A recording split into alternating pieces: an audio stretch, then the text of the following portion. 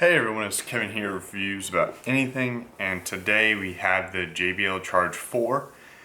I purchased this from Walmart for $119 before tax. I purchased it from Walmart because it was the cheapest price I could find. I believe Best Buy has it for $149. I think Amazon was $149 as well, if I remember correctly. That's for this brand new, of course. Amazon, I think, has it for about $90 renewed. I've had good and bad experiences with buying refurbished or renewed products. And I need this to last me a while, so I didn't want to risk getting it renewed like that. So this is my first time unboxing it. Doing it here with you guys. I'm just gonna unbox it like I said and give my initial impressions of it. So there, and there. There's a little pull tab for you. Is there more seals? Oh, have it upside down. So there's I guess I'll show you the box first since that was a good way to do that. So here's the front, the side, the other side, and you saw the back and the bottom. So held in by little magnets, and it says play and charge endlessly. Some people running around the beach. Charge 4 is embossed here, or yeah, feels like it's embossed. Very nice packaging so far. Nice foam here. Not any type of styrofoam, it's like a closed cell or almost just like regular foam. Same thing here, so using the same stuff. I went with this like dark green blue color. It also comes in black, a light gray, and red. So here's the unit, put that to the side. See what else we get in there. More foam on the bottom, so fully protected by foam. And we have a little box here. Put that box to the side. Let's see what we get in here. So it looks like we have a quick start guide and probably some health and safety information in there. And open up from the other side. And we have a cable, which is, if you can see, USB Type-C. That's another reason I went with this one, is most of my products now are USB Type-C, so having one cable is very convenient. There's nothing else in the box, just those two things come in there. No wall wart or anything, so you're gonna have to provide that yourself. So put those to the side.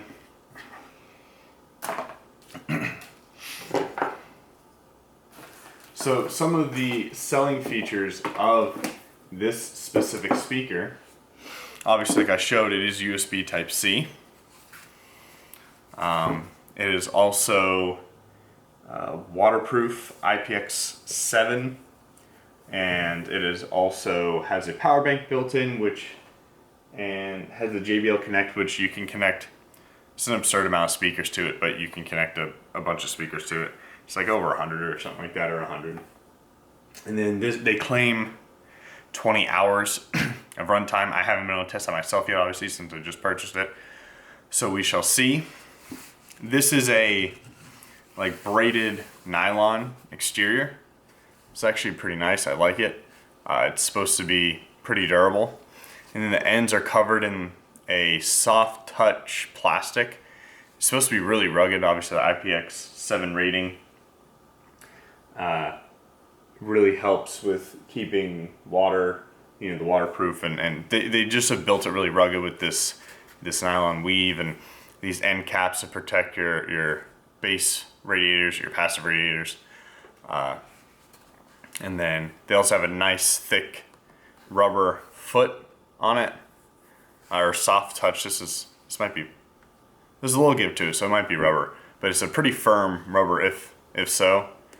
And then here behind this we have, so I guess it is just a really firm rubber because it is just flexed down here for the hinge, and then it is looks almost like a built-in gasket there, if you can see that right here. And then you have your USB, your aux, and your Type C. So the USB is actually to power other devices. This has a rather large, I think it's around 7,000 milliamp hour battery bank essentially built in, just for the, the player actually to, for the speaker to actually play, but that's in there as well. I think it's 1,000 milliamps bigger than the Charge 3. So here on the top, I guess since we're up here, you guys can see, we have it looks like a play button. Probably pause and play would be my guess. You have an up, you have your Bluetooth, you have your power, your down volume, and your, So you can see it automatically booted up with one press of the power button. That's actually kind of nice. Actually a lot of devices you have to actually hold. So I guess it's a pro and con, because sometimes I guess that could easily get turned on while it's in your backpack or your luggage or something like that. So I'm going to pair to it real quick. So now I'm paired to it, and I'm going to do that power button again alright, so that one click turned it off, and as you can hear the guitar slide that it has. The last button here, it's the JBL Connect button. Sorry. So there's the JBL Connect button. So I'm going to try that again, like I said, to see if it is a one tap. Okay, so yeah, it looks like it is. It's a one tap to connect to the, not connect, sorry, to turn on. And you have your Bluetooth icon, which says steady, since I am connected with my phone now. And then there are also 5 LEDs here that would tell you the charge level. So from the box, I have 3 levels of battery. I don't see a way to make that show you other than when you turn it on. Yeah, so I don't see a button that will... Okay, so that puts it into the connect mode, and the LEDs came back up. So I'll let them go to sleep again, and we'll see if they come up when you press all or any buttons. So let's see if I can get some SoundCloud royalty-free music here for us.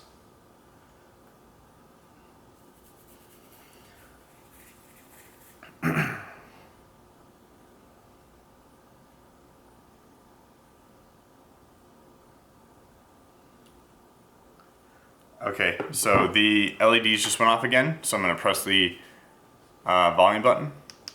Okay, so far my guess is every time you press a button, these LEDs are going to come on and let you know the battery level, because right then I just pressed the power button, the volume up button, and the LEDs came on. So I'm going to let those go dark again, and then we shall see where that is.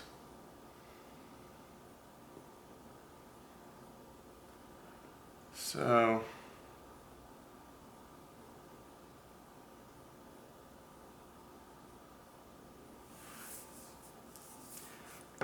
it looks like they turned off again. Yeah, so it looks like I just pressed the down volume button. Every time you press a button, those LEDs are going to come on for you, which is nice. So every time you are playing or interacting with this device, it's going to let you know what the battery level is, since it doesn't have a dedicated button to show you the battery level. So that is nice. I like that. So let's try to play. I don't know, I just kind of quickly Google search royalty-free music, so let's play something real quick.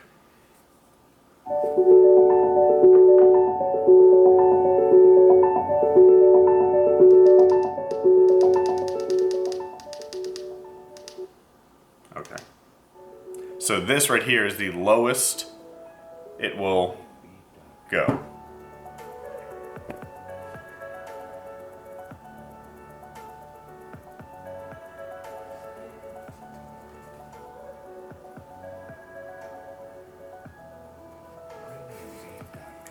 I'm gonna go to about halfway now.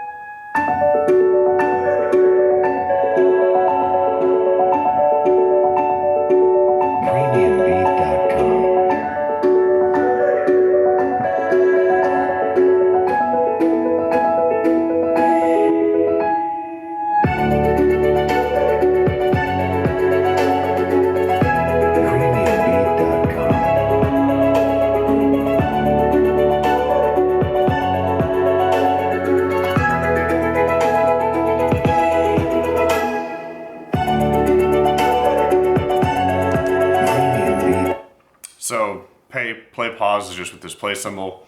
Now I'm going to go to max volume. Yes, I know the listening experience is too loud. So there we go. We're maxed out. You get that. That's like a guitar strum on muted strings. And let's get back into the music.